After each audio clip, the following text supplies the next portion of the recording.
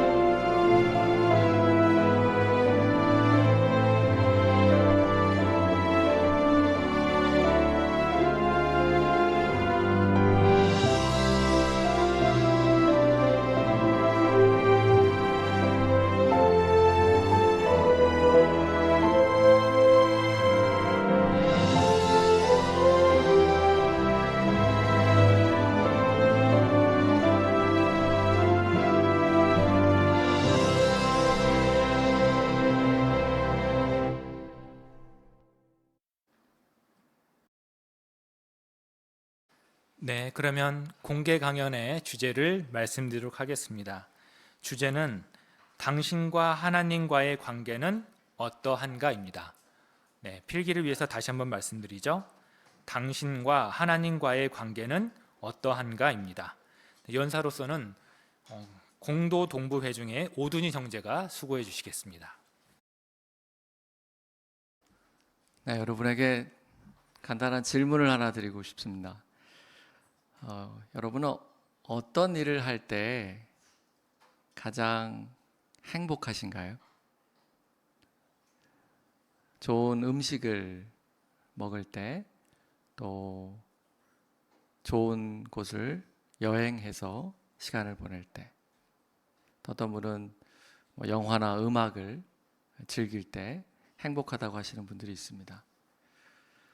그런데 제 질문은 어떤 일을 할 때 정말 진정으로 행복한가 하는 겁니다. 우리가 지금 방금 말씀드린 여러 가지 자기가 좋아하는 것들을 할 때 우리 오감을 통해서 행복감, 기쁨을 누리죠. 하지만 우리가 진정으로 행복감을 느끼게 하는 것은 따로 있는 것 같습니다. 사실 인류의 문명을 연구해온 이 학자들이 이 고대 문명을 여러 곳을 연구해 보니까 하나의 공통점을 알게 되었는데, 그 문명의 기초에는 신 또는 하느님을 찾는 그 일이 밑바탕에 있다는 것을 알게 되었습니다.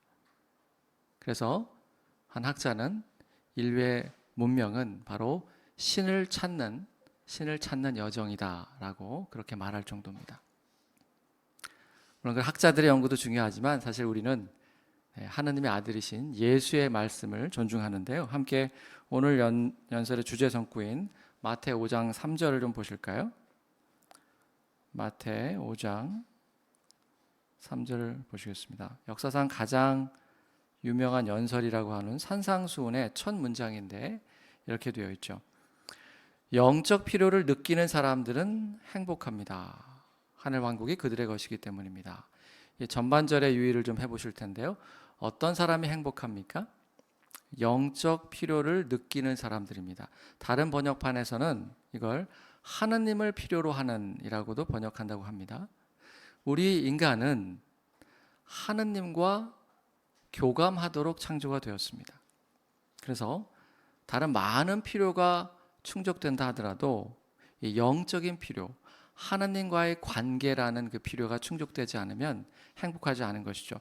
여기 행복이라는 단어도 그 점을 좀 생각나게 하는데요. 이 단어는 그리스어로 마카리오스인데 이 단어는 기본적으로 행복하신 하느님과 또 예수 그리스도께서 누리시는 그 행복감을 지칭할 때도 이 단어를 씁니다. 그런데 그 행복감이 피조물이 하나님과의 좋은 관계에서 승인을 받을 때 그 행복감이 전달되어서 행복한 겁니다.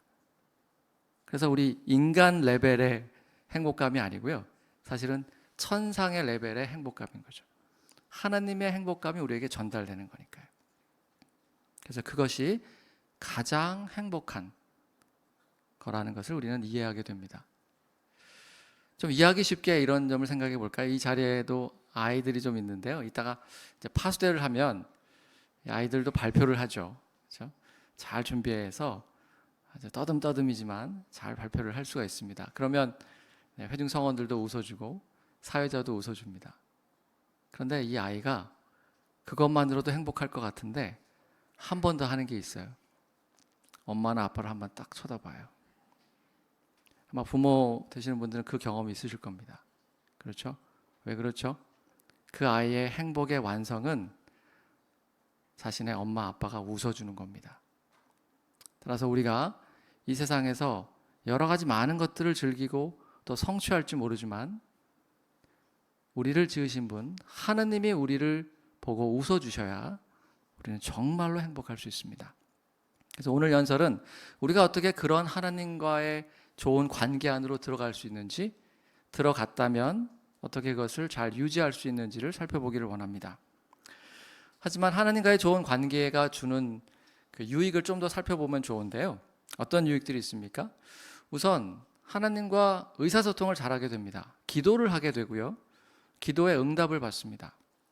우주의 최고 높으신 분이 사랑 많으시게도 우리의 기도를 들으시고 직접 마치 친필로 사인을 해서 서신을 답변해 주시는 것처럼 그렇게 답장을 주십니다.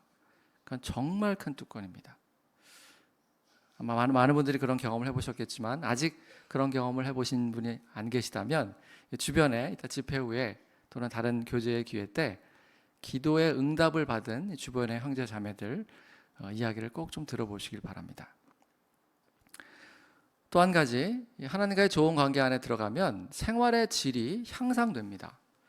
한 가지 실례를 좀 소개해 드리고 싶은데 아마 많이 들으셨을 수도 있는데 워낙 유명해서 우리 출판물에 나온 안토니오 히메네스라는 사람의 경험담인데요. 스페인에서 태어난 사람인데 어렸을 때 아주 어렵게 불우하게 자랐고 군대를 갔다 온 다음에 갱단, 폭력 조직에 들어갔습니다. 그래서 아주 부도덕한 행실, 마약, 그리고 폭력적인 삶을 살았습니다. 항상 이 손도끼 같은 것을 들고 다녔다고 해요. 당연히 여러 문제에 빠졌겠죠. 5년간 길바닥 생활도 했습니다. 말하기를 내 인생에는 아무런 목적도 없었습니다. 죽어도 그만, 살아도 그만이라고 생각했죠. 그러다가 이제 잠시 집에 돌아왔을 때 여호와의 증인의 방문을 받습니다. 그리고 집회를 가게 됐죠. 그는 어떻게 변화하게 되었을까요? 성서 연구를 이제 제안을 받아들였고 배우다가 이 점을 알게 되었습니다. 하나님의 승인을 얻으려면 나는 난폭한 성격과 부도덕한 방식을 버려야 한다는 것을 깨달았습니다. 하지만 그처럼 변화하는 것은 쉽지 않은 일이었습니다. 그런데 변화하고 싶은 마음이 왜 들었을까요? 그는 이렇게 말합니다.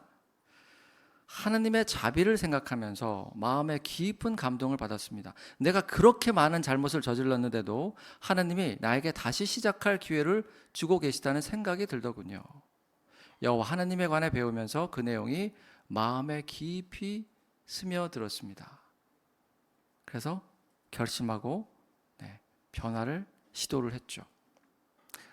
많은 시간이 걸렸지만 결국은 마약을 끊고 새 인간성을 입어서 하나님의 승인을 얻을 자격을 갖추게 되었습니다. 그리고 침례받은 여호와의 증인이 되었죠. 그는 이렇게 말합니다. 나는 성경 덕분에 완전히 새로운 삶을 살게 되었습니다. 한때는 몸을 망치며 사람다운 삶을 포기한 채 살았지만 이제는 그런 해로운 방식에서 벗어났습니다. 사실 이전 동료들 가운데 30명 이상이 에이즈나 그 밖에 마약 관련 질병에 걸려 젊은 나이에 사망했습니다. 성경 원칙을 적용한 덕분에 그런 끔찍한 결과를 피하게 된 것이 얼마나 다행인지 모릅니다. 그의 현재의 모습을 좀 보여주실까요? 사파를 보시면 폭력 조직에 가담했다고 전혀 느껴지지 않죠. 정말 행복한 모습입니다. 삶의 질이 올라갑니다.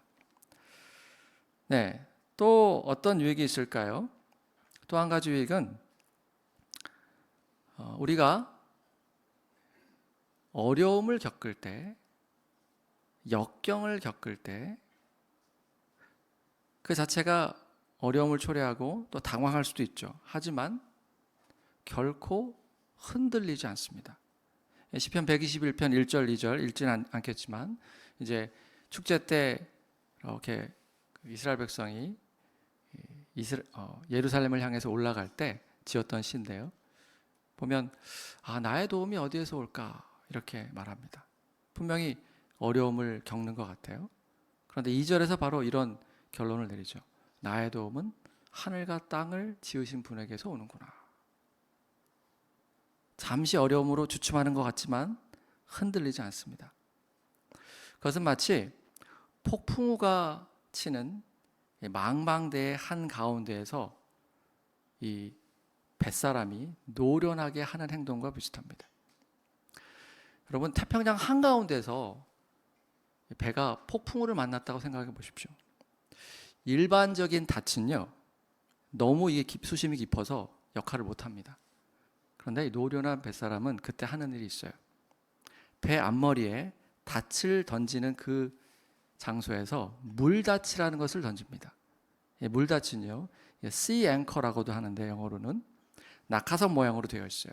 그래서 이거 줄이 연결되어 있어서 그걸 앞으로 탁 던지면 그 물 안에서 펴집니다. 그리고 그 안에 물이 담겨요.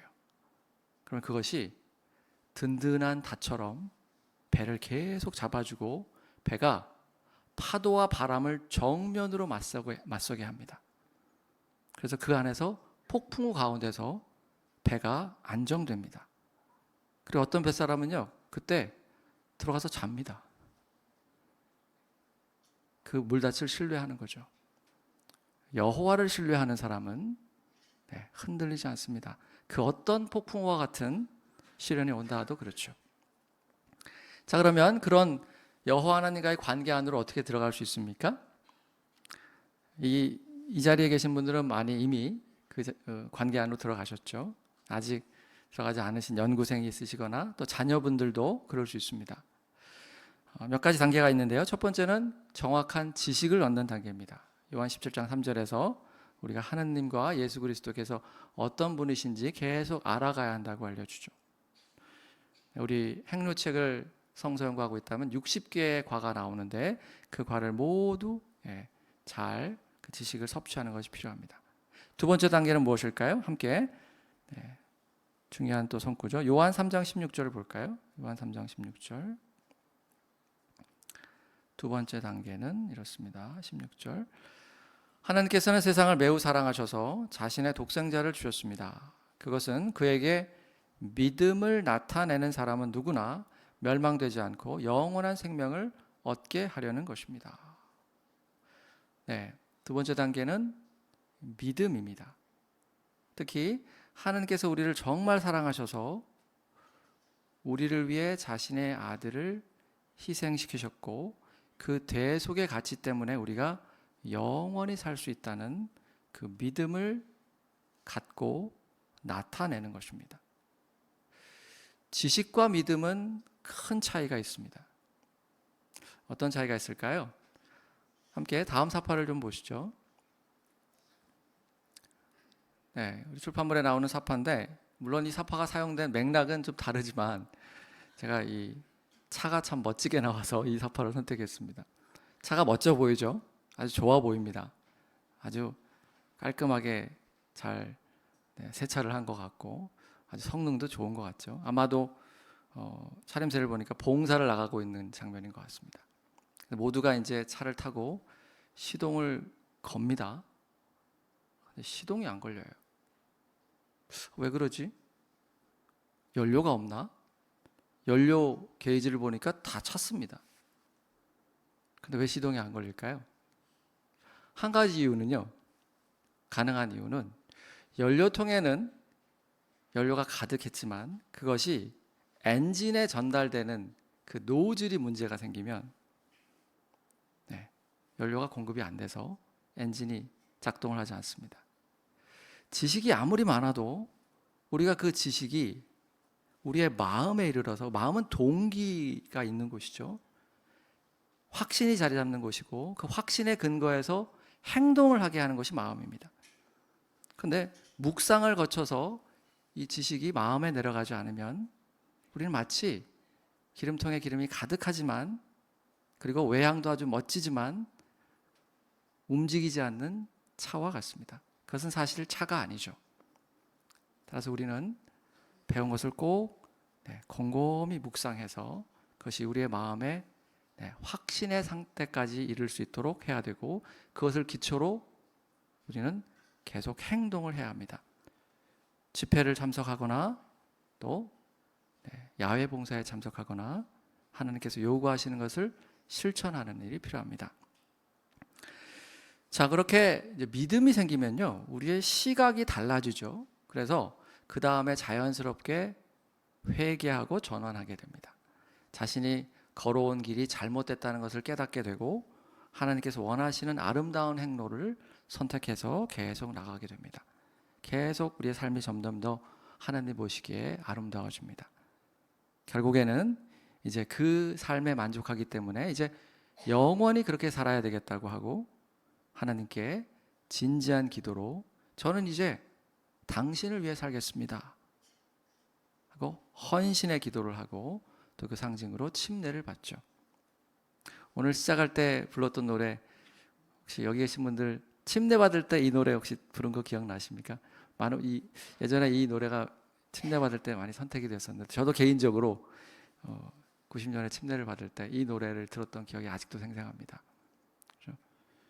사랑의 동기로 하나님께서 주신 것이 정말 감사하기 때문에 이제 저는 영원히 그렇게 살겠습니다 하고 결심하는 그 단계, 헌신과 침례 단계로 들어갑니다.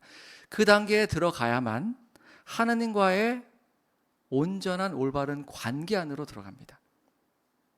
그 전에 우리가 이렇게 계속 행실을 바꿀 때도 하나님께서 웃어주십니다. 하지만 우리가 헌신하고 침례 받을 때 정말 크게 웃어주십니다. 예수께서 침례 받으셨을 때도 그랬죠. 하늘에서 음성이 났습니다. 이는 내 사랑하는 아들, 내가 너를 승인하였다고. 거기 승인이라는 말은요, 유도케오라는 그리스어 단어인데요. 그 단어는 부모가 자녀가 정말 이쁠 때 하는 그 마음가짐, 행동을 가리키는 말입니다.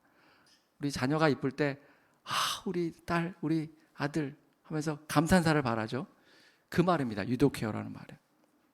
예수께서 하신 그 행동, 의를 위해서 자신을 바쳐서 헌신하는 그 일이 하나님 보시기에 너무나 좋았기 때문에 그분은 내가 너를 승인하였다. 너는 내 아들이라고 말씀하신 겁니다.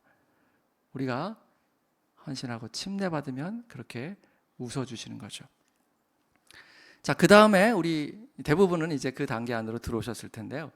우리 하나님과의 좋은 관계를 유지하는 것도 중요하죠. 유지하는데 오늘 두 가지를 배울 텐데요. 첫 번째는 바로 하나님 보시기에 계속 선한 행실을 보이는 겁니다. 하나님 보시기에 계속 선한 행실을 보이는 겁니다. 여기에는 참 무궁무진하게 많은 것들이 관련되어 있는데 오늘 몇 가지만 살펴보겠습니다. 첫 번째는 계속 성경 연구를 하고 집회 참석을 통해서 하나님에 대해서 잘 알아가는 겁니다. 우리 육식과 행로책을 통해서 육식과 배웠으면 정말 많이 배운 것 같은데 그것은 마치 우리 조각 그림, 큰 조각 그림에 이렇게 가장자리 부분을 좀 맞춘 거랑 좀 비슷합니다. 그리고 가운데 좀 듬성듬성 조각 그림을 맞춘 것과 비슷해요. 그림이 어렴풋이 보이긴 합니다. 하지만 아직 아주 선명한 그림이 보이지 않죠. 하나님이 정말 어떤 분이신지 아직 다 모릅니다. 그래서 매일 성경을 읽고 집회 참석을 통해서 하나님이 뭘 좋아하시고 싫어하시는지 그걸 계속 알아가는 겁니다. 마치 점점점 더 선명도가 좋아지는 어떤 그림이나 화면처럼 여호와 하나님에 대해서 그렇게 알게 되는 것이죠. 그러면서 정말 중요한 선한 행실이 하나 있는데요. 그것은 하나님의 인도에 순응하는 겁니다. 함께 잠언 16장을 보실까요? 잠언 16장 9절입니다. 9절. 1절도 같은 맥락이긴 한데요. 9절을 보시면 사람이 마음으로 자기 길을 궁리해 내도 그 발걸음을 인도하는 분은 여호와이시다. 이게 히브리어 원문을 보면 되게 간단한데요. 사람은 마음으로 자기 길을 궁리한다. 여호와는 그 발걸음을 인도하신다. 얼핏 보면 우리 자유의지를 가진 우리가 그 어떤 결정을 내려도 하나님께서 인도하신다는 것처럼 느껴지죠. 그런데 여기 문맥의 첫 번째 문장의 마지막에 보면 궁리에 내도라고 되어 있죠. 그래서 우리가 어떤 결정을 자유의지를 가지니까 내릴 수 있습니다. 하지만 어떤 경우에 하나님께서 인도하실까요? 하나님의 뜻과 목적, 또 하나님께서 성서를 통해서 밝혀주신 성서 원칙에 부합될 때, 그때 놀랍게 인도를 하십니다. 우리가 살다 보면 크고 작은 결정들을 내려야 할 때가 있어요. 그럴 때 우리는 어떻게 결정합니까? 그냥 내가 그대로 해온 대로, 내가 하고 싶은 대로, 또는 주변의 사람들이 이렇게 하라고 계속 가리키는 방향대로 그렇게 가기가 정말 쉽습니다. 하지만 그때에도 잠시 멈춰서 성서를 읽고요. 제일 먼저 기도를 하고 성서를 읽고 또 출판물을 찾아보고 장성된 사람들의 조언을 듣습니다. 그러면 가리키는 방향이 정반대로 나올 수 있어요. 어떻게 할 겁니까? 용기가 필요하죠. 이게 여호와께서 가리키는 방향이구나 라고 생각하고 결정을 내립니다. 그때부터 여호와께서 놀랍게 인도하시죠. 작은 일들에서 이제 그 경험을 계속 하다 보면 이제 큰 일에서도 그런 선택을 하기가 정말 쉽습니다.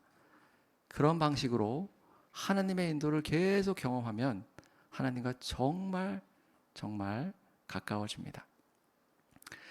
그리고 또 한 가지 우리에게 필요한 선한 행실은요. 히브리서 12장 11절에 나오는 징계를 잘 받아들이는 겁니다. 징계가 그 당시에는 좋아 보이지 않지만 그것을 통해서 훈련을 잘 받으면 평화의 열매, 평화를 이루는 열매, 의를 맺게 된다고 알려줍니다. 여기서 의는 올바른, 곧바름이라는 것을 뜻하죠. 그래서 하나님 보시기에 구부러진 삶이 다시 이렇게 가지런히 펴지게 됩니다. 그래서 거기서 이제 행복을 느끼게 되죠. 그런데 징계는 왜 하시죠? 여호와께서? 단지 우리가 잘못했다는 것에 대한 대가를 치르게 하기 위해서 하시는 건가요? 아니죠. 징계는 기본적으로 아까 의가 이제 올바름이라고 했는데요. 바로 잡는 걸 말합니다. 뭘 바로 잡는 걸까요? 물론 우리의 잘못된 어떤 습관이나 잘못된 행동을 바로 잡는 것도 포함되죠. 그런데 그 이전에 징계는요, 우리의 특성을 바로 잡습니다. 여호와의 특성이 아니라 우리가 가지고 있는 불완전함 때문에 갖고 있는 그 특성을 바로 잡기 위해서입니다. 모세가 대표적으로 그랬죠. 모세가 자기 생각에는 자기가 때가 됐다고 생각해서 좋은 의도로 이제 이스라엘 백성을 구출하려고 나갔습니다. 40세 때.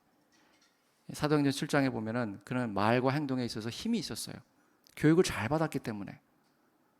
하지만 여호와 보시기에 뭐가 부족했죠? 특성이 부족했습니다. 이스라엘 그 거대한 무리를 인도하는데 하나님의 영의 도움으로 일하기 위해서는 하나님의 특성이 꼭 필요했는데 그는 그게 없었습니다. 40년 동안 사실 징계를 받은 거죠. 양을 치면서 그 온유한 동물인 양과 함께 살면서 온유함이라는 특성을 길렀습니다. 양과 하도 대화하다 보니까 이제 말은 못하게 됐죠. 그러나 여호와 보시기에는 이제 준비가 됐다고 해서 가라고 시키셨습니다. 징계는 이처럼 우리에게 부족한, 하나님 보시기에 앞으로 이제 우리가 크게 사용되어야 되는데요. 낙원에 가서 사용되겠죠. 천년 통치 이후에 더 크게 사용될 겁니다. 그때 사용되려면 역시 하나님의 영의 힘으로 일해야 되는데 그 영이 흐르려면 하나님의 특성이 있어야 합니다. 그 특성을 기르게 하시려고 우리에게 적절한 징계를 지금 하신다는 것을 꼭 기억해야 합니다. 자, 이렇게 선한 행실의 몇 가지를 살펴보았고요. 두 번째 중요한 부면은 무엇입니까? 이 마지막 때 하나님께서는 우리가 그분의 동료 일꾼으로 일하기를 원하십니다. 그래서 우리에게 어떤 칭호를 주셨습니까? 함께 이사야 43장 10절을 보실까요? 우리가 유명한 성구 이사야 43장 10절입니다. 여호와의 말씀이다. 너희는 나의 증인들, 내가 선택한 나의 종이다. 이는 너희가 나를 알고 믿으며 내가 한결같은 이인 줄 깨닫게 하려는 것이다. 여기까지만 보시죠. 네, 바로 여호와께서는 우리를 우주의 법정에 중요한 쟁점과 관련해서 증인으로 불러서 그 쟁점과 관련된 증언을 해달라고 요청하십니다. 여러분, 증인은 법정에 그냥 쉽게 나가나요?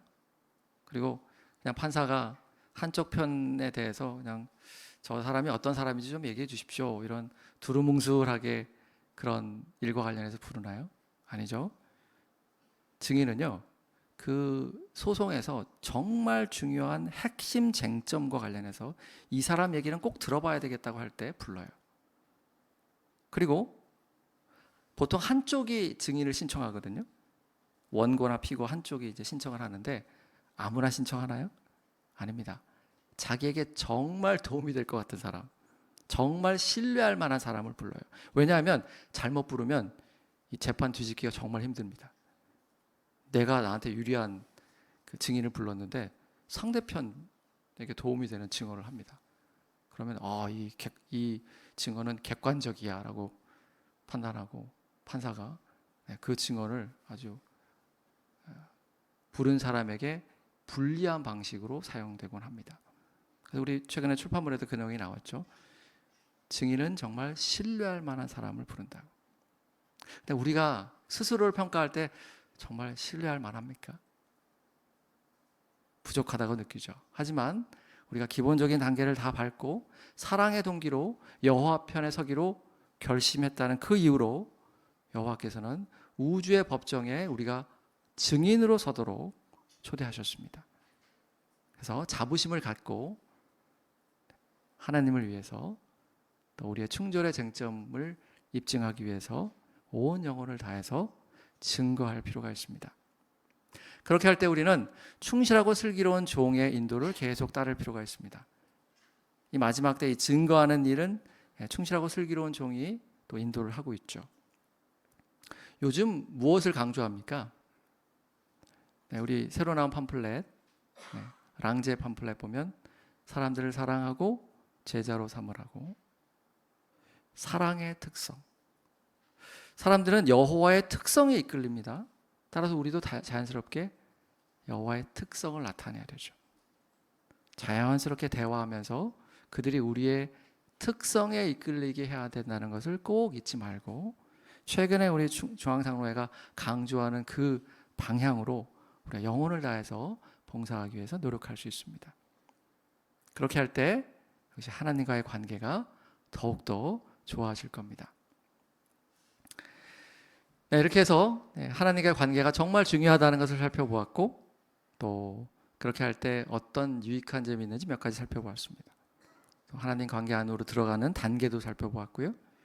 선한 행실과 또 하나님의 동료 일꾼으로서 열심히 일해야 된다는 것을 알게 되었습니다.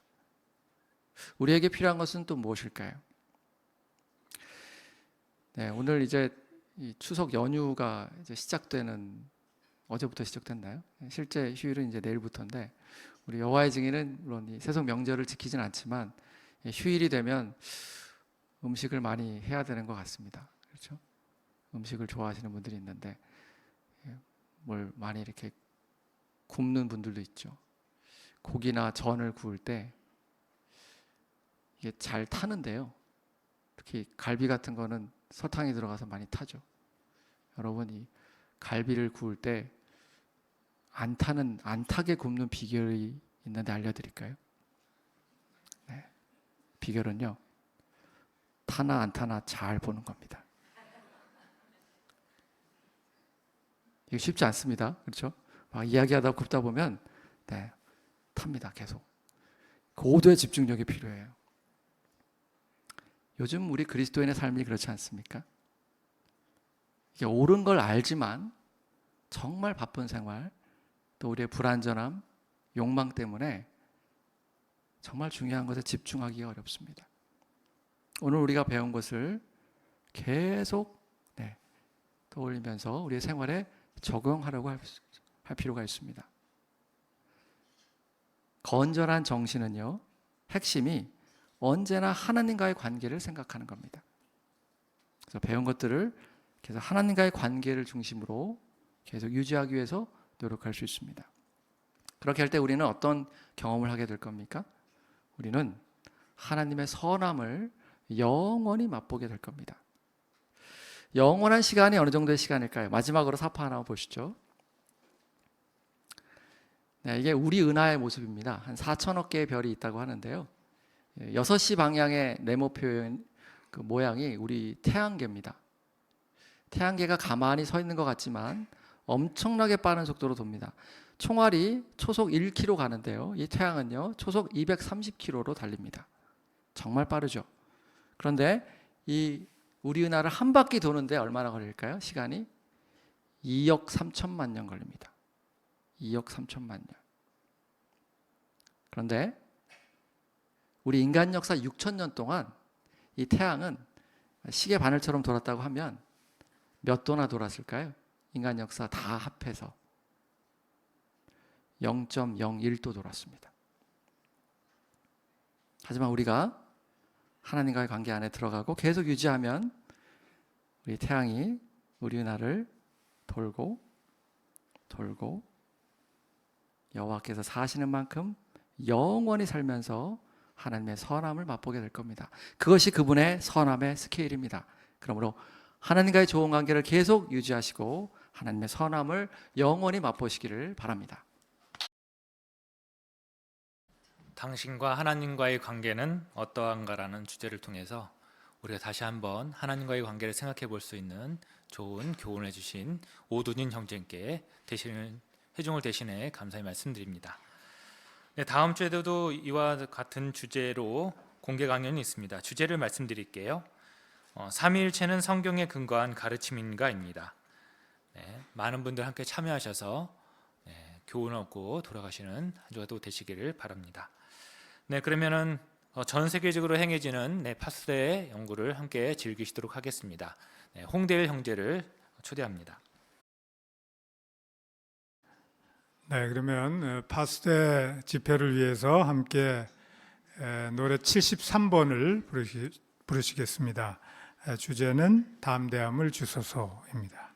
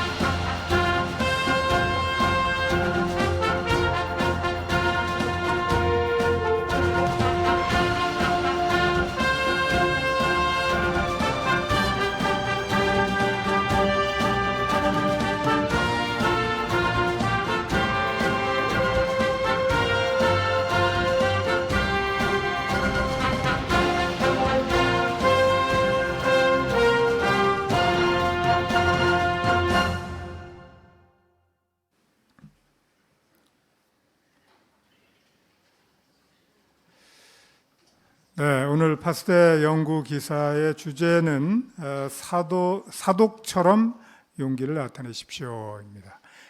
사독이라는 성서 인물에 우리가 초점을 맞추게 될 것인데요.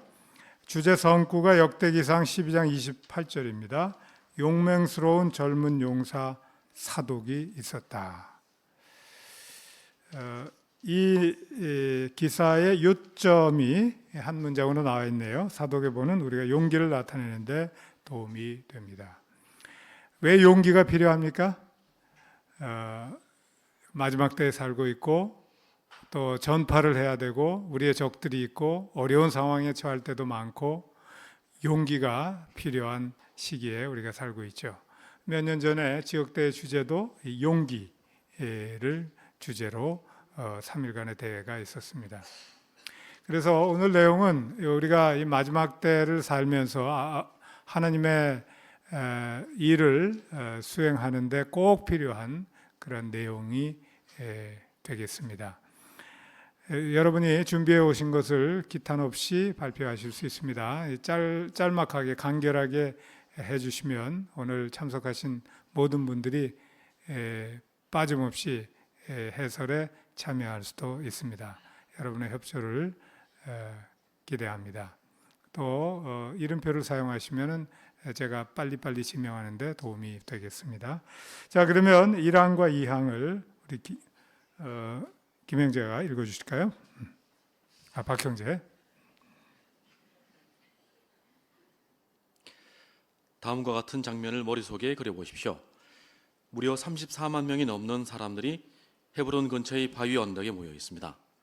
다윗을 온 이스라엘의 왕으로 삼기 위해 모인 것입니다. 그들이 3일 동안 함께 웃고 즐겁게 대화를 나누며 찬양의 노래를 부르는 소리가 그 언덕에 울려 퍼집니다. 그 많은 사람들 가운데 사독이라는 젊은이는 그리 눈에 띄지 않았을 것입니다. 하지만 여호와께서는 사독이 그 자리에 있었다는 것을 우리가 알기를 원하셨습니다. 사독은 어떤 사람이었습니까? 사독은 대제사장 아비아달 가까이에서 함께 일한 제사장이었습니다. 또한 사독은 선견자이기도 했는데 하나님께서는 그에게 특별한 지혜와 하나님의 뜻을 분별하는 능력을 주셨습니다.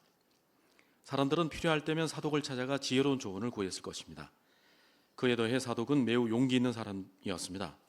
이 기사에서는 그가 어떻게 용기를 나타내는지 살펴볼 것입니다. 네, 먼저 역대기상 12장 22절, 26절, 28절을 누가 읽어주실까요?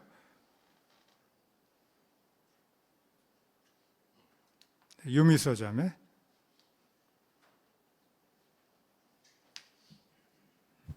다윗을 도우려는 사람들이 날마다 모여들어 하나님의 진영과 같은 큰 진영을 이루게 되었다. 26절 레위 사람들 가운데서는 4,600명이 있었다. 아론 자손의 지도자는 여호야다였는데 그와 함께 3,700명이 있었다. 또 용맹스러운 젊은 용사 사독과 그 가문 출신의 대장 22명이 있었다. 네, 감사합니다. 질문을 드리죠. 사독은 어떤 사람이었습니까? 네, 박민서 형제. 네, 제사장이었고 선견자였으며 무엇보다도 아주 용맹 있는 용기 있는 사람이었습니다. 네, 감사합니다. 유명순 자매. 네, 역대기상 12장 22절에 보면 다윗을 도우려는 사람들이 날마다 모여들어 하느님의 진영과 같은 큰 진영을 이루게 되었다고 알려주듯이 무려 34만 명이 넘는 사람들이 다윗을 온 이스라엘의 왕으로 삼기 위해서 모인 건데요. 그 가운데 사독이라는 젊은이에 대해 역대기상 12장 28절에 보면 용맹스러운 젊은 용사였다고 알려줍니다. 네, 많은 사람이 있었는데 사독을 꼭 집어서 얘기하셨네요. 박춘홍 형제. 사독은 대제사장 아비아달과 함께 가까이서 일하는 제사장이었습니다. 네, 그렇습니다. 또 김홍년 자매.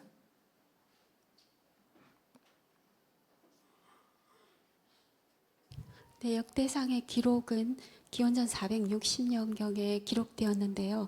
에스라는 아마 한 120년 전에 예레미야의 기록을 보고 쓴 것 같습니다. 근데 그 수많은 사람 중에 굳이 그 사독이라는 개인에 대해서 기록된 것은 여호와께서 그 선한 그리고 용기 있는 사독에 대해서 우리가 알기를 원하셨던 것 같습니다. 네, 그렇습니다. 한 분만 더 들을까요? 이정 형제.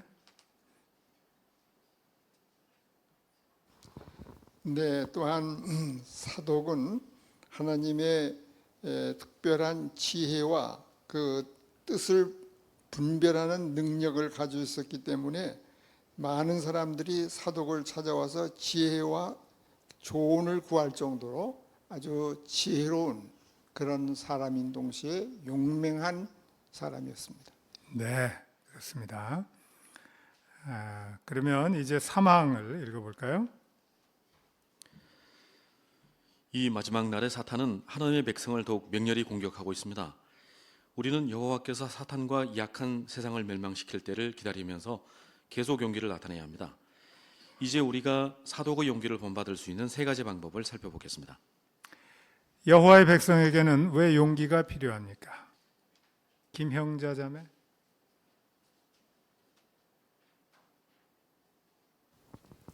마지막 날에 사탄은 하나님의 백성을 더욱 맹렬히 공격하고 있습니다.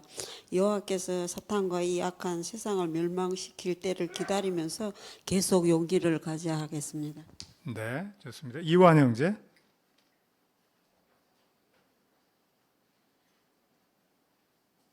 네, 그래서 이 맹렬해지는 공격에 맞춰서 시편 31편 24절에서 알려주는 것처럼 용기를 내어서 사탄의 공격에 맞춰 우리의 마음도 계속 강해져야 하기 때문입니다. 네, 좋습니다. 임형제. 네, 참조선 구해인 베드로전서 5장 8절을 보면 이런 마귀가 울부짖는 사자같이 돌아다닌다고 알려줍니다. 여기서 이 울부짖는다는 표현은 극도로 굶주려 있는 짐승이 우는 것을 가리킨다고 말하는데요. 그 정도로 사탄은 몹시 굶주려 있는 야수와 같이 우리를 극도로 공격하기 위해 준비가 되어 있기 때문에 우리는 강한 용기가 필요합니다. 네, 그렇죠. 니은 질문. 이 기사에서는 무엇을 살펴볼 것입니까? 이화정자매. 네, 우리는 그 용기 있었던 사독의 용기를 본받아서 어떻게 본받을 수 있는지 그 세 가지 방법을 오늘 살펴볼 것입니다. 네, 그 세 가지 방법이 소제목에 나오죠. 잠깐 보겠습니다. 첫 번째, 하느님의 왕국을 지지하십시오. 이거. 그리고 두 번째로는 형제들을 도우십시오. 그리고 세 번째로 여호와께 계속 충성을 나타내십시오. 네, 이 세 가지 방법을 통해서 그렇게 할 수 있습니다. 자, 그러면 첫 번째 소제목 하에 사항을 읽어주시죠. 여호와의 백성인 우리는 하나님의 왕국을 마음을 다해 지지하지만 그렇게 하려면 용기가 필요할 때가 많습니다. 예를 들어 이 악한 세상에서 여호와의 표준에 따라 살고 왕국의 좋은 소식을 전하려면 용기가 필요합니다.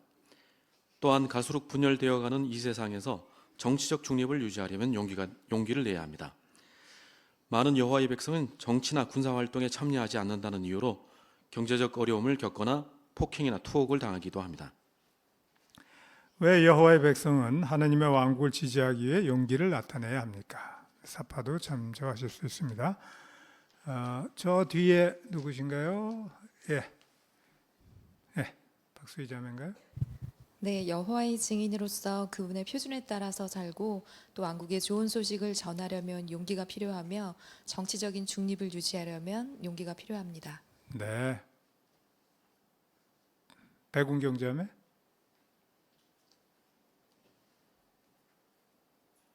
데살로니가전서 2장 2절에 의하면은 이제 바울과 실라가 그 빌립보에서 있었던 일을 이제 언급한 것인데요. 장터로 끌려갔고 또 행정관들이 그들의 옷을 벗기고 또 매로 때리고 감옥에 넣었습니다. 바울은 이때를 가리키면서 그 모욕을 당했다 이렇게 말했는데요. 아마 매우 수치심을 느꼈을 것입니다. 그러니까 우리도 이런 악한 세상에서 그 여호와의 표준에 따라 살고 또 왕국의 소식을 전하려면 이렇게 바울이 당한 것처럼 모욕을 당할 텐데요. 또 바울이 그랬던 것처럼 또 하나님에 의해서 담대해질 수 있습니다. 즉 용기를 가질 수 있습니다. 네, 좋습니다. 또 이동규 형제. 네, 사파에서도 나와 있지만 이제 그 정치나 어떤 군사 활동에 참여하지 않는다는 이유로 경제적인 어려움이나 폭행이나 투옥을 당하기도 합니다. 네, 그렇습니다. 또 최가은 자매. 저도 사파와 같은 상황에 자주 노출되는데요. 회사를 다니다 보면 믿지 않는 동료들로부터 그런 정치적인 이야기를 많이 듣게 됩니다. 특히 투표철에 그렇게 되는데요. 그럴 때 이 형제처럼 중립을 유지하기 위해서 노력해야 할 것입니다. 네, 그렇죠. 또 박미경 자매. 네, 정치적 토론으로 서로 감정이 격해졌는데 그 사이에서 형제는 매우 곤란하고 불편해 보입니다. 하지만 형제는 그들의 의견을 공격하거나 평가하지 않고 그분의 기분을 상하지 않게 하면서 존중심 있는 태도로 우리의 정치적 중립 입장을 분명히 밝혀야 할 것입니다. 상황이 너무 격해지면 상대방의 감정을 자극하지 않는 유머나 가벼운 주제를 이야기를 전환하면서 분위기를 누그러뜨리거나 지혜롭게 그 자리를 떠날 수 있을 것입니다. 네, 감사합니다. 자, 그러면 이제 5항을 볼까요? 사독은 단지 다윗이 왕이 된 것을 축하하기 위해 헤브론에 간 것이 아니었습니다. 그는 무장을 하고 전투 준비를 갖춘 상태로 그곳에 갔습니다. 그는 다윗을 따라 전투에 나가 적들로부터 이스라엘을 보호할 마음의 준비가 되어 있었습니다. 전투 경험은 많지 않았겠지만 그는 매우 용기 있는 전사였습니다. 사독이 다윗을 지지하기 위해 용기가 필요했던 이유는 무엇입니까? 한명옥 자매. 사독은 레위 지파로 성막에서 봉사한 사람으로 군인이 아니었습니다. 하지만 그가 다윗을 지지하기 위해 제자 장소가 아니라 군인으로 무장하고 전투 준비를 갖추고 나아가기 위해서는 용기가 필요했습니다. 네, 좋은 점 말씀하셨습니다. 감사합니다. 또 이재경 형제. 사독은 다윗이 왕이 되어 그 축하하러 그 헤브론에 간 것이 아니라 아직 왕으로 이제 추대하기 위해서 이제 간 것인데요. 아직 왕인 사울 왕이 그 막강한 군대를 가지고 있었기 때문에 그 사울 왕을 이기기 위해서는 용기가 필요했습니다. 사독은 전투 경험은 많지 않았으나 다윗을 왕으로 세우는 그런 하나님의 뜻에 따라 전투에 용기 있게 참여했음을 알 수 있습니다. 네, 감사합니다. 자, 그러면 이제 계속해서 6항을 보죠. 제사장이었던 사독이 어떻게 용기를 기를 수 있었습니까? 그의 주위에는 강하고 용기 있는 사람들이 많았습니다. 틀림없이 사독은 그들의 본을 통해 많은 것을 배웠을 것입니다. 예를 들어 온 이스라엘 백성은 다윗이 용기 있게 이스라엘을 이끌고 출전하는 모습을 보고 마음을 다해 그를 지지하게 되었습니다. 다윗은 적들과 맞설 때 언제나 여호와의 도움에 의지했습니다. 또한 사독 바로 곁에도 본이 되는 사람들이 함께 하고 있었습니다. 이를테면 다윗을 지지하기 위해 모인 여호야다와 전사인 그의 아들 브나야 그리고 22명의 대장들이 있었습니다. 그들은 모두 다윗의 왕권을 지지하기 위해 결단력 있게 행동한 사람들이었습니다. 네, 그러면 여기 낭독성구 시편 138편 3절을 어느 분이 읽어주실까요? 네, 저 이건 형제. 내가 부르짖던 날에 당신은 응답하시어 나를 담대하고 강하게 하셨습니다. 다윗은 용기를 나타내는 면에서 사독에게 어떤 좋은 본을 보여주었습니까? 네, 정관순 자매. 온 이스라엘 백성은 다윗이 용기 있게 이스라엘을 이끌고 출전하는 모습을 보고 마음을 다해 그를 지지했지만 다윗은 적들과 맞설 때 언제나 여호와의 도움을 의지함으로 사독에게 본을 보였습니다. 네, 감사합니다. 민혜원 자매. 시편 138편 3절에서 나오는 것처럼 다윗은 여호와께 부르짖어 도움을 청했고 하느님께서 사랑으로 인도해 주셔서 용감하게 행하게 되는 다윗의 훌륭한 본에 따라 사독도 큰 용기를 나타내어 우리에게 교훈이 됩니다. 네, 감사합니다. 더 있으신가요? 네, 그러면 7항으로 가겠습니다. 여호와의 통치권을 용기 있게 지지해온 본들을 살펴보면 우리도 힘과 용기를 얻게 됩니다. 우리의 왕이신 그리스도 예수께서는 사탄의 세상에서 정치에 참여하려는 압력을 단호히 물리치셨습니다. 그분은 힘을 얻기 위해 언제나 여호와를 의지하셨습니다. 또한 현대의 양심에 따라 병역을 거부하거나 정치 활동에 참여하기를 거부한 젊은 형제들의 본도 셀 수 없이 많습니다. JWRG에서 그들의 경험담을 살펴보는 것이 어떻겠습니까? 현대의 용기를 나타낸 어떤 본들이 있습니까?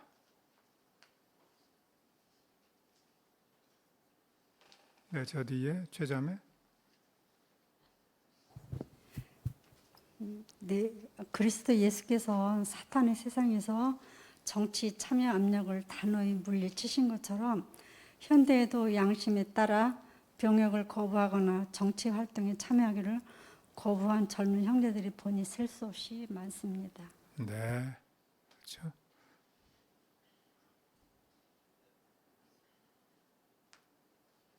네, 한국에도 이 양심에 따라 병역을 거부해서 거의 뭐 한 70여 년 동안 수많은 형제들이 투옥 되었죠.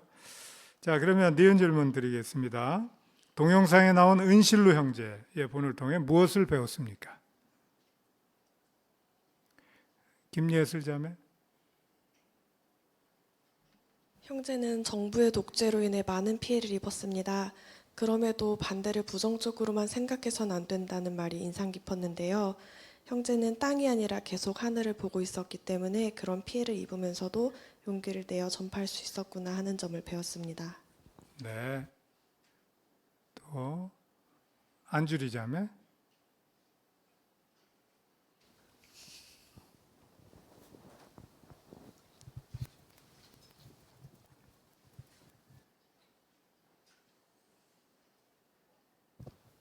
네.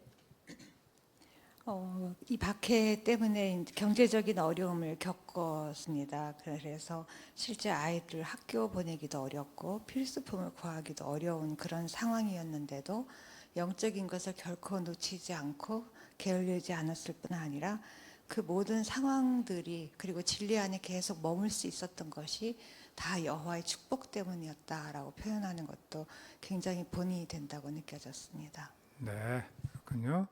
또 여기 박태현 형제.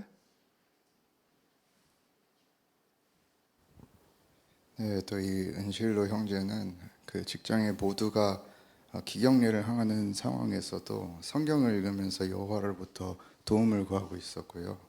또 그들로부터 나와서 설명하라고 압력을 받을 때도 기도로 도움을 구했습니다. 또 경제적으로 힘든 상황에 처하게 됐을 때도 집회, 개인 연구, 기도를 하면서 여호와께 의지했습니다. 심지어 힘든 상황이 지속됐는데도 여기서 더 불이익이 날까 조심하고 걱정하는 게 아니라 야외 봉사에 적극적이었습니다. 그래서 힘이 필요한 상황이면 언제나 여호와를 의지하는 그의 태도가 정말 인상적이고 본이 되는 것 같습니다. 네, 감사합니다. 또 오자매. 네, 우리가 중립을 지킴으로 왕국을 지지한다는 것을 분명히 나타내는 것이고요. 그 다음에 하나님의 왕국과 또 이름, 주권에 대해서 증거할 기회가 된다고 그 형제는 말하였습니다. 또한 여호와께서 허락하시는 것은 다 이유가 있다는 말로 우리를 격려하였습니다. 네, 자, 한 분만 더 듣겠습니다. 김자매. 예. 이 형제가 한 말 중에 정부가 우리의 활동을 반대한다 해도 그것을 부정적으로만 생각해서는 안 된다. 그 일을 계기로 좋은 증거가 이루어질 수 있다는 걸 얘기하면서 여호와의 왕국과 그분의 이름과 주권에 대한 증거가 이루어질 수 있는 기회가 될 수 있다. 이런 말이 참 인상 깊었습니다. 네, 그런 말씀도 있었죠. 예, 감사합니다. 이렇게 해서 사독의 용기를 본받을 수 있는 세 가지 방법 중에서 첫 번째, 하나님의 왕국을 지지하는 부면 살펴봤고, 이제 두 번째로 형제들을 도우십시오. 파랑을 읽겠습니다. 여호와의 백성은 서로를 돕기를 진심으로 원합니다. 하지만 그렇게 하려면 때때로 용기가 필요합니다. 예를 들어 전쟁이 나면 해당 지역의 장로들은 형제 자매들에게 격려와 지원 그리고 영적 양식이나 물질적인 도움을 베풀기 위해 노력합니다. 장로들은 양떼를 사랑하기 때문에 그들에게 필요한 것을 공급하기 위해 위험을 무릅쓰기도 합니다. 그렇게 함으로 그들은 사독의 용기를 본받습니다. 어떤 상황에서 장로들은 형제들에게 실제적인 도움을 베풀기 위해 용기를 나타낼 수 있습니까? 네, 진정자 자매.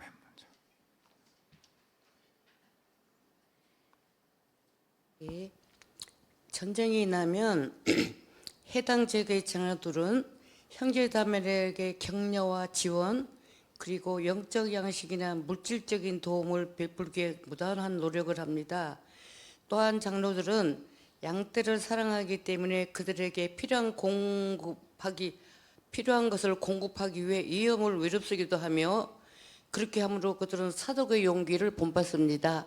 네, 감사합니다. 윤성희 자매.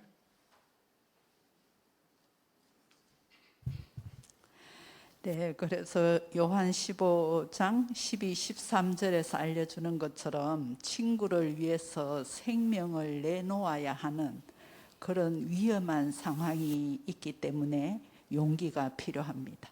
네, 그렇죠. 네, 감사합니다. 그러면 9항으로 가죠. 한 번은 다윗이 목숨을 잃을 수 있는 심각한 위험에 처했습니다. 아들인 압살롬이 그의 왕위를 뺏으려고 했기 때문입니다. 다윗은 즉시 예루살렘을 떠나야 했습니다. 그는 신하들에게 다급히 이렇게 말했습니다. 어서 도망합시다. 그렇지 않으면 우리 중 아무도 압살롬에게서 빠져나갈 수 없을 것이요. 다윗은 신하들과 함께 피신하던 중에 누군가를 예루살렘으로 돌려보내 압살롬의 계획을 자신에게 알리게 해야겠다고 생각했습니다. 그래서 그 일을 하도록 사독과 다른 제사장들을 예루살렘으로 돌려보냈습니다. 그들은 매우 조심스럽게 행동해야 했습니다. 다윗이 그 제사장들에게 맡긴 일은 생명을 잃을 수도 있는 매우 위험한 일이었습니다. 압살롬은 자기 아버지까지 배신한 폭력적이고 이기적인 사람이었습니다. 그런 그가 사독과 다른 제사장들이 다윗을 몰래 돕고 있다는 사실을 알게 되면 어떻게 했을지 생각해 보십시오. 네, 먼저 사무엘하 15장 27절로 29절을 먼저 읽겠습니다. 누가 읽어주실까요? 황덕윤 자매. 27절 왕이 또 제사장 사독에게 말했다. 그대는 선견자가 아닙니까? 도시로 평안히 돌아가십시오. 그대들이 두 아들 곧 그대의 아들 아히마아스와 아달의 아들 요나단도 데리고 가십시오. 그대들이 소식을 전해줄 때까지 나는 광야에 있는 열목에 머무르고 있겠습니다. 그래서 사독과 아비아달은 참 하나님의 계를 다시 예루살렘으로 가져다 놓고 그곳에 머물러 있었다. 네, 감사합니다. 자, 이 낭독한 성구에 따르면 다윗은 사독에게 어떻게 하라고 지시했습니까? 정규의 자매? 사독은 예루살렘을 떠나는 다윗을 따라가려 했지만 다윗은 사독에게 사독을 예루살렘으로 다시 돌려보내 압살롬의 계획을 전달할 중개자 역할을 지시했습니다. 네, 감사합니다. 또 정규의 자매? 네, 그건 굉장히 위험한 일이었는데요. 왜냐하면 압살롬이 자기 아버지까지 배신한 폭력적이고 아주 이기적인 사람이었기 때문에 이 사독과 제사장들이 다윗을 몰래 돕고 있다는 사실이 발각이 되면 그들은 모두 생명을 잃을 수 있는 그런 입장이었기 때문에 아주 위험한 일을 하게 되었습니다. 네, 그렇습니다. 또 안정국 형제? 네, 다윗이 이제 사독에게 지금 부탁을 하는 그런 모습을 보입니다. 근데 이제 그 사독의 표정을 보면은 상당히 결의에 찬 그런 표정인 것 같습니다. 자, 죽을 수도 있겠지만 여호와의 기름 부음 받은 왕을 돕는 일은 여호와께 충성하는 길이라는 것을 아마 생각했을 겁니다. 아마 여호와께서 도와주실 것을 확신했고, 만약 그렇지 않더라도 여호와를 위해서 죽기까지 충성을 해야 되겠다 하는 결의에 찬 그런 그 표정을 읽을 수가 있습니다. 네, 정말 용기가 필요한 상황이네요. 그렇죠? 자, 그러면 계속해서 10항을 보겠습니다. 다윗은 사독과 또 다른 충성스러운 친구인 후세의 도움을 받아 한 가지 계획을 실행하기로 했습니다. 그 계획에 따라 후세는 압살롬의 신임을 얻었으며 다윗에게 공격에 대비할 시간을 벌어주기 위해 압살롬에게 한 가지 전략을 제안했습니다. 그런 다음에 후세는 사독과 아비아달에게 압살롬이 어떻게 할 것인지 알려주었습니다. 그래서 그 두 사람은 다윗에게 압살롬의 계획을 알릴 수 있었습니다. 사독과 그와 함께한 제사장들은 여호와의 도움으로 다윗의 생명을 지키는데 매우 중요한 역할을 할 수 있었습니다. 네, 점점 흥미진진해 가네요. 10항입니다. 사독과 그와 함께한 제사장들은 어떻게 다윗을 보호해 주었습니까?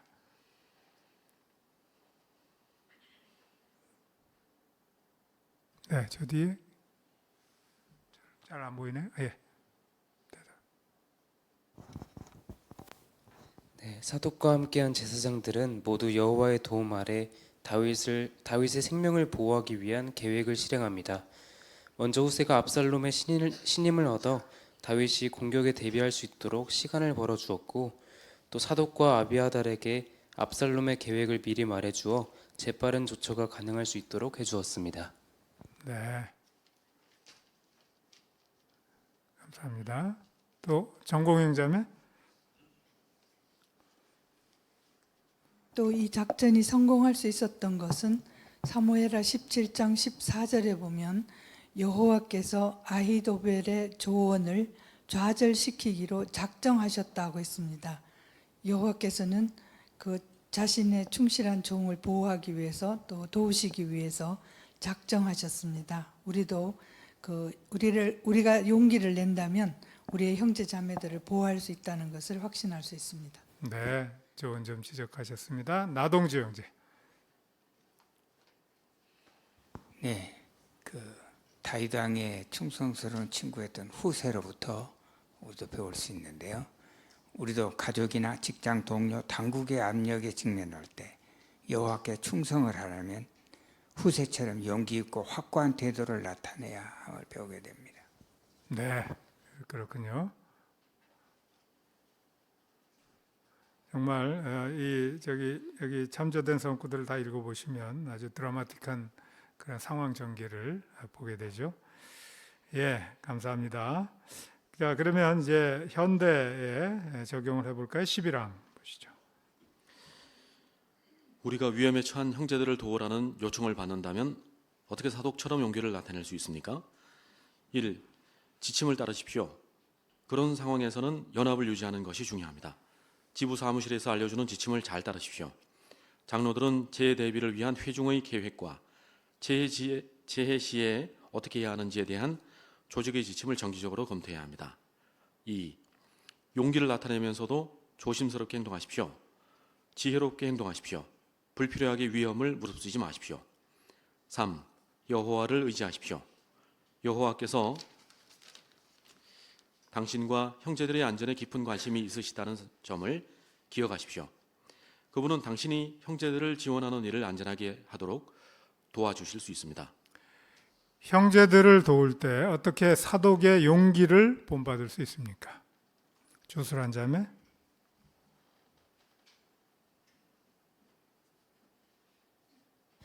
연합을 유지하기 위해서 조직의 지침을 정기적으로 검토하고 그 지침을 잘 따를 수 있습니다.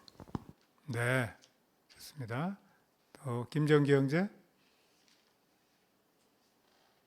네, 용기도 매우 중요하지만 용기를 나타내면서 조심스럽게 행동함으로 지혜롭게 행동할 필요성을 우리는 알 수 있습니다.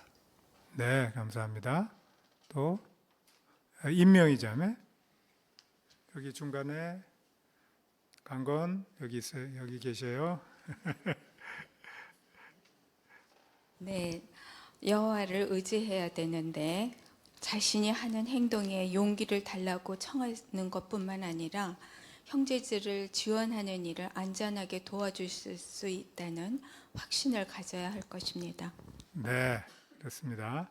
세 가지 잊지 않도록 하십시다. 유광열 형제 또 부고하시겠습니까? 네, 고린도전서 14장 33절에서는 하느님은 무질서의 하느님이 아니다라고 표현하고 있습니다. 그래서 지침을 잘 따른다면 그저 용기만 가지고 이렇게 하다 보면 또 문제가 생길 수 있는데 질서가 있게 됩니다. 그래도 제대로 하고자 하는 목적을 달성할 수 있을 것입니다. 네, 좋습니다. 자, 그러면 그 세 가지 점을 유의하면서 12, 13항을 살펴보겠습니다. 빅토르 형제와 비탈리 형제의 경험을 생각해 보겠습니다. 두 형제는 우크라이나에서 형제 자매들에게 식량과 물을 전달하는 일을 했습니다. 빅토르는 이렇게 말합니다. 우리는 식량을 찾아 곳곳을 다녔어요. 주위에서 자주 총격전이 벌어지곤 했습니다. 그런데 한 형제가 자신의 창고에 있는 식량을 기증했습니다. 많은 전도인들이 한동안 버티기에 충분한 양의 식량이었죠. 트럭에 식량을 싣고 있는데 20m쯤 떨어진 곳에 폭탄이 떨어졌습니다. 그날 하루 종일 저는 전도인들을 계속 도울 수 있게 용기를 달라고 여호와께 간절히 기도했습니다. 비탈리는 이렇게 말합니다. 용기가 정말 필요했어요. 첫 번째 목적지까지 가는데 12시간이 걸렸습니다. 그 시간 내내 여호와께 기도드렸어요. 비탈리는 용기 있게 행동하면서도 조심성을 나타냈습니다. 그는 계속 이렇게 말합니다. 지혜와 겸허를 나타내게 도와달라고 여호와께 계속 기도했습니다. 정부에서 허가해 준 도로로만 운전했죠. 형제 자매들이 힘을 합쳐 함께 일하는 모습을 직접 보면서 큰 격려를 받았습니다. 형제 자매들은 도로의 장애물들을 치워주고 구호품을 모아서 실어주고 저희에게 음식과 쉴 장소를 제공해 주었습니다. 네, 사파를 참조하실 수 있겠습니다. 질문. 빅토르와 비탈리의 경험에서 무엇을 배웠습니까? 이정순 자매.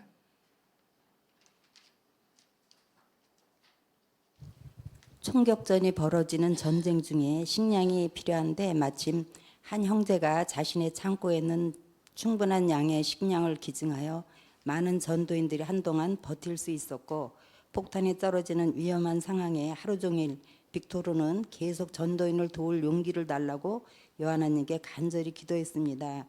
이 경험을 통해 도움을 주는 사람이 되기 위해 미리 무언가를 비축해 두었다가 위험한 때에 도움이 되는 사람이 되어야겠다는 생각을 하게 되었습니다. 네, 아주 좋은 적용점을 이끌어내셨네요. 이은주 자매.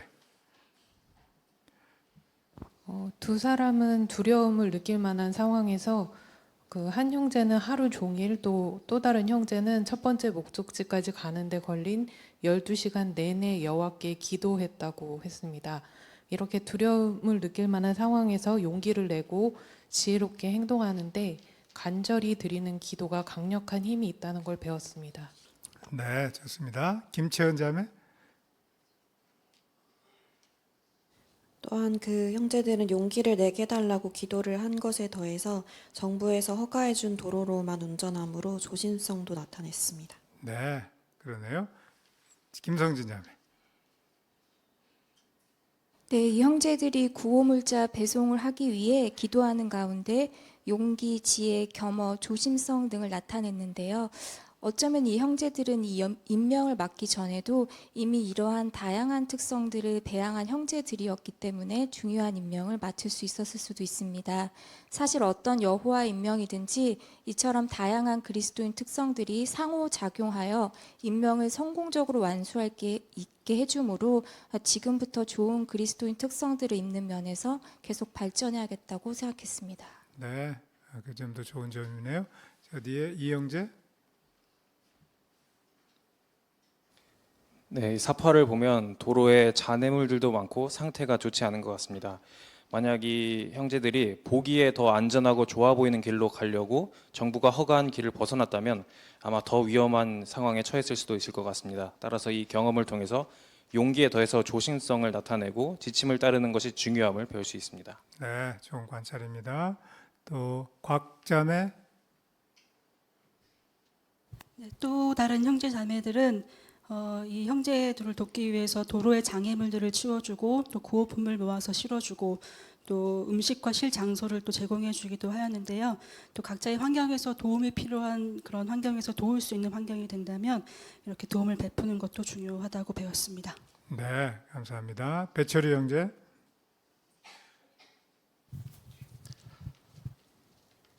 네, 어떤 상황에서 용기가 필요하다고 하면 그 상황이 순탄하지 않음을 의미하는 것이죠. 순조로운 상황에서는 용기가 필요 없을 것입니다. 사파에서처럼 이렇게 위험이 도사리고 있는 곳을 지나가는데 그저 용기만 있고 무조건 나아가기만 할 뿐 조심성도 없고 지혜로움도 없고 지침도 따르지 않는다면 그것은 진정한 용기가 아닐 것입니다. 자칫하면 어리석다는 소리를 듣기 십상이죠. 그렇기 때문에 이렇게 지혜롭고 조심스럽고 지침을 따르고 여호와를 의지하는 이런 태도가 수반된 용기가 발휘되었을 때 그것이 진정한 용기일 수 있다는 것을 배우게 됩니다. 네, 만약에 우리 공도나 뭐 안성평택에서 이런 일이 생기면 우리 전도인들은 이렇게 마음을 놓으셔도 될 것 같아요. 우리 회중에는 운전을 잘하고 용기 있고 조심성 있는 장로들이 많습니다. 예, 감사합니다. 자, 이렇게 해서 두 번째 방법도 살펴봤습니다. 형제들을 도우십시오. 사독의 용기를 본받는 두 번째 방법 살펴봤고요. 그 다음에 이제 세 번째 방법은 여호와께 계속 충성을 나타내십시오인데요. 14항을 보겠습니다.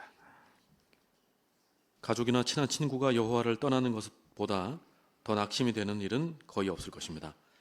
그 사람에 대한 애정이 클수록 그 상황을 견디기가 더 힘들 것입니다. 당신도 그런 가슴 아픈 경험을 한 적이 있습니까? 그렇다면 사독이 남긴 충성의 본이 큰 힘이 될 것입니다. 사랑하는 사람이 여호와를 떠나면 우리는 어떤 영향을 받게 됩니까? 네, 저기 유은우 학생 맞죠? 여호와를 떠난 사람에게 애정이 클수록 가슴 아프고 괴로울 것입니다. 네, 그렇죠.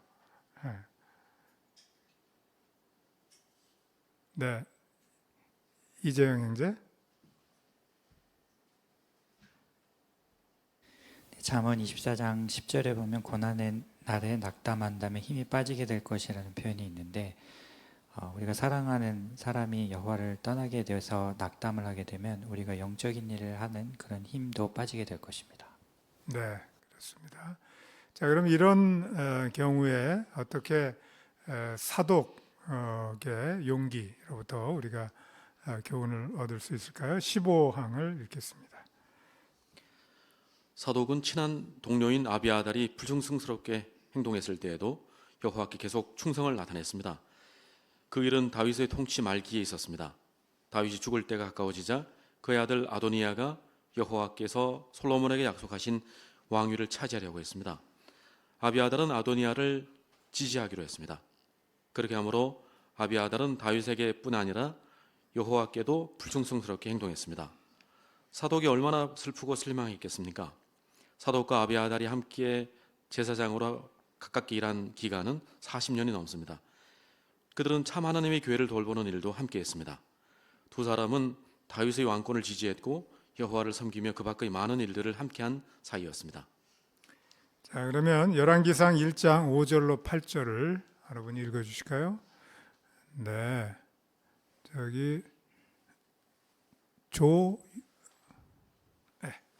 거기 읽어보세요. 한편 하키스 아들 아도니아는 자기를 높이며 내가 왕이 될 것이다라고 말하고 다녔다.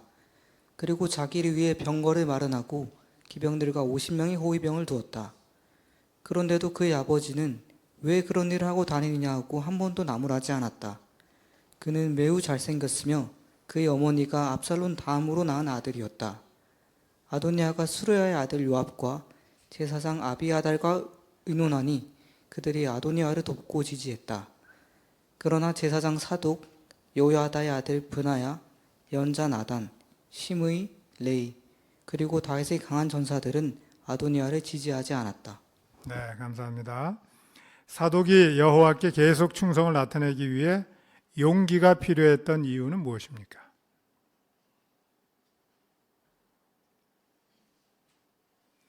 네, 윤병태 형제. 네, 낭독 성구의 내용을 통해서 이해할 수 있는 것은 특히 다윗을 반역한 것이 그 자녀들 중에 하나였던 아도니아였는데 그 아도니아를 지지하는 사람들 가운데 제사장 아비아달이 있었습니다. 그런데 그 아비아달은 사독과 함께 일도 했지만 사독과 가깝게 일한 40년이 넘는 아주 절친이라고 말할 수 있겠습니다. 그러한 사람이 이제 반역을 했을 때 그가 느꼈던 감정뿐만 아니라 그가 즉 사독이 아비아달을 여호와께 불충실한 행동이었다고 보기 때문에 여호와를 사랑하는 사독이 이제 그 다윗의 왕권을 지지하고 여호와를 섬기며 많은 일을 했지만 그를 대적해야 한다는 그러한 상황에서 진정한 용기가 필요했습니다. 네, 감사합니다. 명계숙 자매. 네, 아도니아는 매우 잘생겼다고 했습니다. 그리고 군대 대장 요압도 그를 지지했는데 사독은 40년 동안 제사장으로 함께 일했던 친한 아비아달이 그를 지지했습니다. 그러나 사독은 일찍이 여호와께서 솔로몬의 왕자를 이스라엘을 위해 영원히 굳게 세우시겠다고 하신 역대기 22장 10절에 기록된 말씀을 신뢰함으로 절친한 동료와 헤어진 그 사독의 용기는 본받을 만한 가치가 있습니다. 네, 감사합니다. 자, 그러면 김자은 자매. 네, 여기 항에 그들은 참 하나님의 궤를 돌보는 일도 함께 했다라고 표현했는데요. 사무엘하 15장의 배경은 압살롬의 반역 때입니다. 따라서 아비아달은 사실 압살롬이 반란을 일으킨 기간에도 여호와께서 누구를 승인하시는지를 계속 명확하게 볼 수 있었을 것입니다. 그렇게 오랜 기간을 함께했던 자신의 동료가 인생의 마지막 부분에 다윗을 배신하고 여호와를 배신했다는 사실에 아마 큰 충격을 받았을 것입니다. 네, 좋은 점 지적했습니다. 16강 보죠. 아비아달과 달리 사독은 여호와께 계속 충성을 나타냈습니다. 다윗은 사독이 충성을 나타낼 것이라는 점을 믿어 의심치 않았습니다.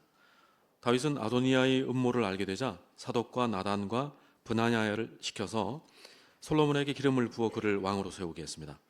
나단처럼 다윗 왕을 지지하는 여호와의 충성스러운 숭배자들이 곁에 있어서 사독은 틀림없이 큰 힘과 격려를 얻었을 것입니다. 왕이 된 솔로몬은 아비아달의 자리에 제사장 사독을 임명했습니다. 사독이 계속 충성을 나타내는데 무엇이 도움이 되었을 것입니까? 유경자 자매. 네, 나단처럼 여호와를 지지한 여호와의 충성스러운 숭배자들이 곁에 있었기 때문에 사독은 힘을 내서 계속 여호와를 충성심을 나타냈습니다. 네, 그렇죠. 또 김수영 자매. 아비아달 곁에도 충성스러운 동료들이 있었지만 그는 정치적 압력이나 자신의 욕망과 같은 것들 때문에 결국 배신하게 됩니다. 하지만 여호와를 향한 마음이 한결같은 충성스러운 사람이었던 사독은 같은 마음을 가진 동료들과 계속 함께했기 때문에 동료감과 유대감을 느끼면서 큰 힘과 격려를 얻었을 것입니다. 네, 아주 대조적인 면이네요. 왕자매. 네, 그리고 무엇보다도 그 다윗이 자신을 의심하지 않고 충성스러운 사람으로 여겨준다는 그런 확신을 사독이 가졌다는 것, 그것이 굉장히 중요한 것 같은데요. 그래서 아도니아의 모반 때 이제 그 솔로몬에게 기름을 부으라고 할 때 첫 번째로 이름을 언급한 게 사독이에요. 그래서 가서 기름을 부어라. 그걸 보면 다윗의 충성스러운 신하였다는 거, 한치의 의심이 주군이 없었다는 거, 왕이 그 점이 아마도 계속 충성을 나타내는데 도움이 되지 않았을까 싶습니다. 네, 왕자매 아주 좋은 점입니다. 감사합니다. 자, 그러면 이제 17항으로 가보겠습니다. 우리는 어떻게 사독을 본받을 수 있습니까? 친한 사람이 여호와를 떠나기로 하더라도 당신의 충성을 분명히 보여주십시오. 여호와께서는 그렇게 하는데 필요한 힘과 용기를 주실 것입니다. 여호와께 기도함으로 그리고 그분께 충성을 나타내는 형제 자매들과 계속 가깝게 지내므로 그분을 의지하십시오. 여호와께서는 당신이 나타내는 충성을 소중히 여기시며 그에 대해 상을 주실 것입니다. 친한 사람이 여호와에 대한 충성을 저버릴 때 어떻게 사독을 본받을 수 있습니까? 네, 예, 고자매. 네, 여호와께 기도하고 그분께 충성을 나타내는 형제자매들과 계속 가깝게 지내므로 사독을 본받을 수 있습니다. 네. 안주리 자매.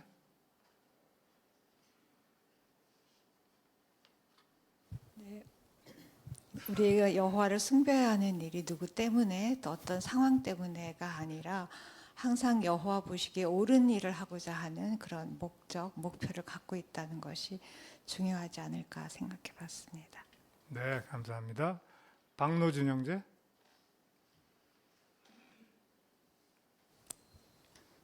유명한 성구 사무엘하 22장 26절 충성스러운 자에게는 충성스럽게 행하신다고 여호와께서는 우리가 나타내는 충성 잘 알고 계시고 소중히 여기십니다. 그리고 그에 대한 상을 주실 것입니다.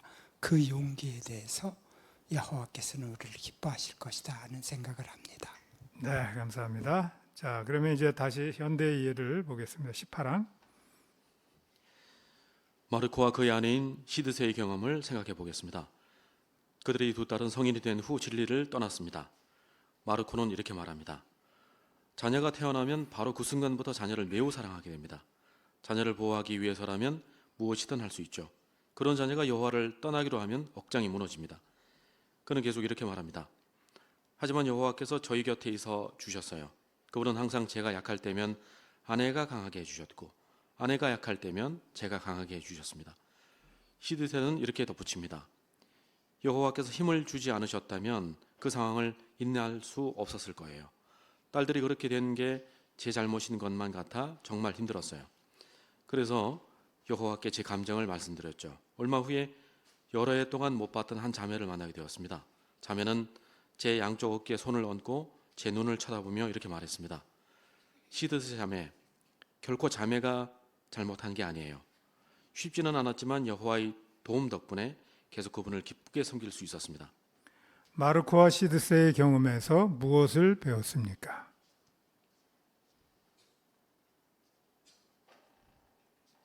네, 저기 신자매.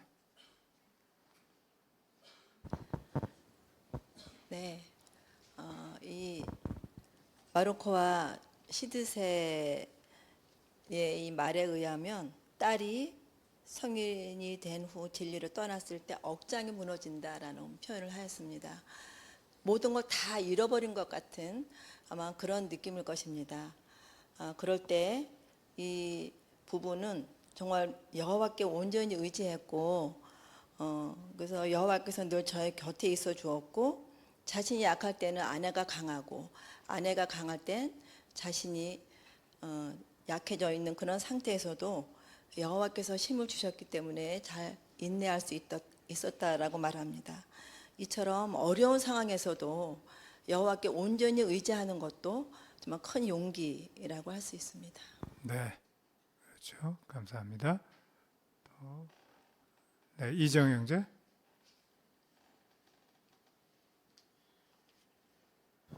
네, 사랑하는 자녀가 진리를 떠난다고 하는 건 정말 부모로서 가슴 아픈 억장이 무너진다고 하는 표현과 같이 그런 어려운 것입니다. 그래서 이 시드세 자매는 자신의 잘못이라고 아주 낙담하고 좌절하는 이런 감정에 휩싸였는데 한 자매가 결코 자매의 잘못이 아니라고 하는 이런 격려의 말을 통해서 그가 용기를 얻고 여호와께 충성을 했다고 했습니다. 그러므로 우리가 사독과 같이 그의 40년 동안이나 같이 일했던 대제사장을 일했던 동료가 배신할 때에도 용기를 냈듯이 우리도 결코 포기하지 않고 용기를 내야 되겠다고 하는 것을 배울 수 있습니다. 네, 감사합니다. 네, 민영재.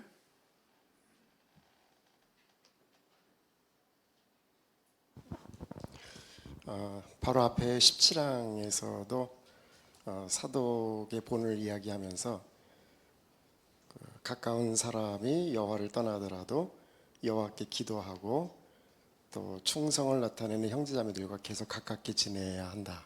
그런 표현이 있었는데요. 지금 18항에 나오는 이 두 부부도 그렇게 했던 것 같습니다. 그의 말 가운데 보면은 여호와께 감정을 말씀드렸다고 했네요. 아마 죄책감 부끄러움 이런 감정이 컸을 텐데 그거를 혼자만 사귀지 않고 여호와께 말씀드렸다고 했고요. 또 주변의 형제자매들과 떨어지지 않고 계속 밀접히 연합함으로 그들로부터도 격려를 받고 힘을 얻었습니다. 그래서 우리도 그렇게 할 필요가 있겠습니다. 네, 감사합니다. 자, 그러면 마지막 19항을 읽겠습니다. 여호와께서는 그분을 숭배하는 모든 사람이 사독처럼 용기를 나타내기를 바라십니다. 하지만 그분은 우리가 자신의 힘을 의지하기를 바라지 않으십니다. 하나님께서는 우리가 그분을 의지하기를 바라십니다. 따라서 용기가 필요한 상황에 직면할 때 여호와께 도움을 청하십시오. 틀림없이 그분은 당신이 사독처럼 용기를 내도록 도와주실 것입니다. 네, 박 형제 아주 훌륭한 낭독 감사합니다. 자, 그러면 질문을 드리겠습니다. 당신은 어떻게 하기로 결심했습니까? 개인적인 질문이네요. 서영재? 네, 여호와께서는 우리 자신이 용기 있는 사람이 되기보다는 용기가 필요한 상황에서 자신의 힘을 의지하기를 바라십니다. 우리의 용기는 불완전하고 또 한계가 있기 때문인데요.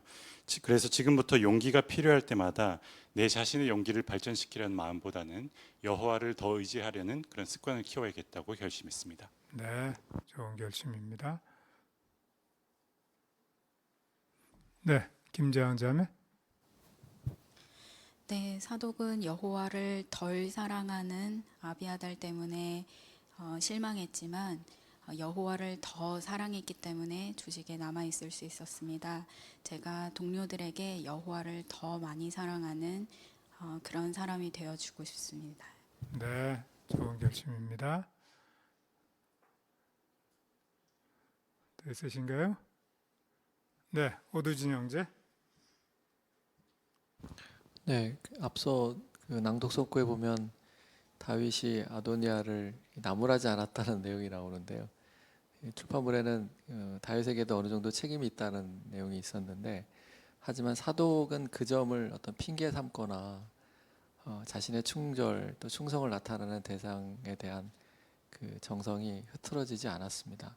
그래서 우리 역시 여러 가지 이해할 만한 상황들, 정당할 만한 상황들이 있다 하더라도 핑계대지 않고 사독처럼 계속 일관되게 충성을 나타내야 되겠다라는 그런 생각을 해봅니다.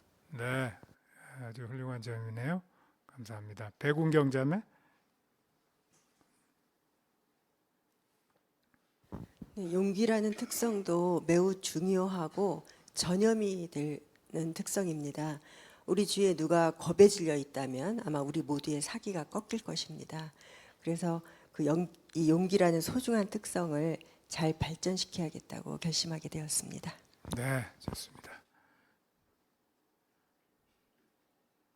왕자매. 네, 길르앗 졸업 그 연설 중에 그 마크 누메 형제가 베드로 전서 5장 10절에 근거한 연설을 하셨는데요. 굳건한 목재는 압력을 받아도 휘거나 뒤틀리거나 갈라지지 않고 무거운 하중을 견딜 수 있다. 따라서 물론 졸업생도 그렇지만 또 저도 얼마나 속이 꽉 찬 사람으로 우리가 그 훈련 과정을 잘 받아들이게 되면 어려움이 생겨도 자신은 물론 동료들도 도와줄 수 있는 그런 사람이 될 수 있지 않을까. 계속해서 훈련을 받아들이는 그런 과정을 끝까지 충성스럽게 따라야겠다 이런 생각을 해보게 됩니다. 네, 감사합니다. 자, 그러면 이제 또 손이 있지만 이 정도로 하고 복습 질문을 드리겠습니다. 어떻게 사독의 용기를 본받을 수 있습니까? 첫 번째로 하느님의 왕국을 지지하기 위해. 정기의 자매.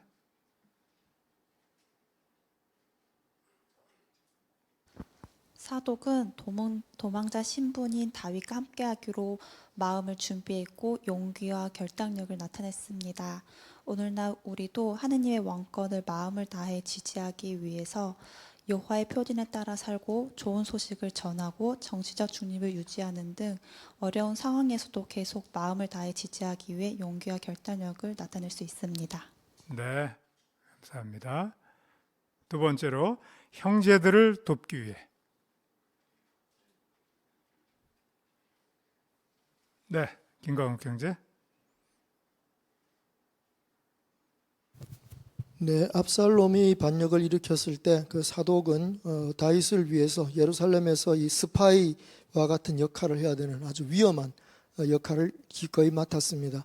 그래서 여호와의 인도로 후세가 멋진 제안을 해서 압살롬을 이제 속이게 되었기 때문에 그 정보를 재빠르게 다윗에게 전달해 주어야 했는데 그 아들들을 통해서 전달해 주는 아주 용감한 일들을 했습니다. 우리도 이렇게 형제들이 위험에 처할 때, 특히 우크라이나와 같은 전쟁 상태에서 그들을 돕기 위해서 우리의 용기뿐 아니라 지혜롭고 여호와의 조직이 주는 지침에 잘 따라서 형제들을 도우려고 노력해야 할 것입니다.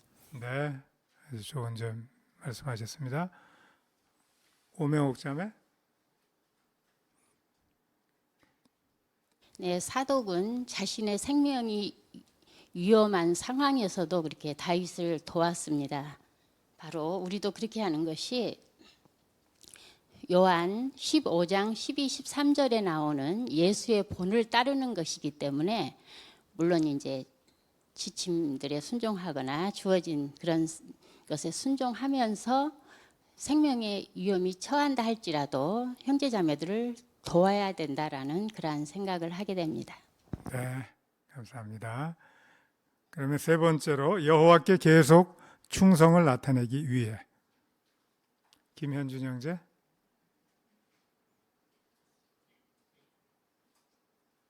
네, 정말 사랑하는 가족이나 또 친한 사람이 여호와를 떠났을 때 낙담이 될 때에도 계속 여호와께 기도해서 용기와 힘을 간청하고 또 여호와를 함께 충성스럽게 섬기는 동료들과 가까운 관계를 유지한다면 충성을 나타낼 수 있을 것입니다. 네. 자, 김홍윤 자매.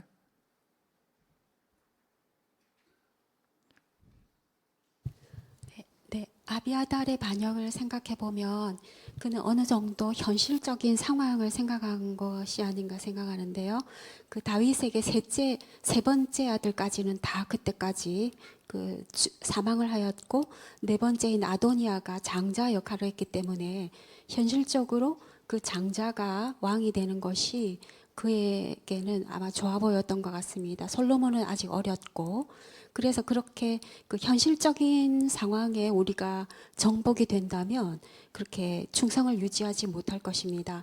그런데 사독이 충성을 유지한 것은 그 충성스러운 동료들이 옆에 있었기 때문인데요. 우리도 여호와의 숭배자들과 가깝게 지내는 것이 계속 충성을 나타내기 위해서 도움이 된다는 생각을 해봅니다. 네, 감사합니다. 예, 여러분이 아주 잘 준비하시고 또 아주 간결하게 훌륭하게 해설해 주셔서 아주 유익했습니다. 오늘 사독이라는 성서 인물을 우리가 1시간 동안 살펴봤는데요. 정말 기록이 많지는 않지만 이 사독이라는 인물을 통해서 많은 교훈을 우리가 받을 수 있었습니다. 지금처럼 이렇게 어려운 때 또 위험한 때에 꼭 필요한 특성, 이 용기라는 특성을 우리가 어떻게 기르고 또 유지하고 표현할 수 있는지를 사독을 통해서 많이 배웠습니다.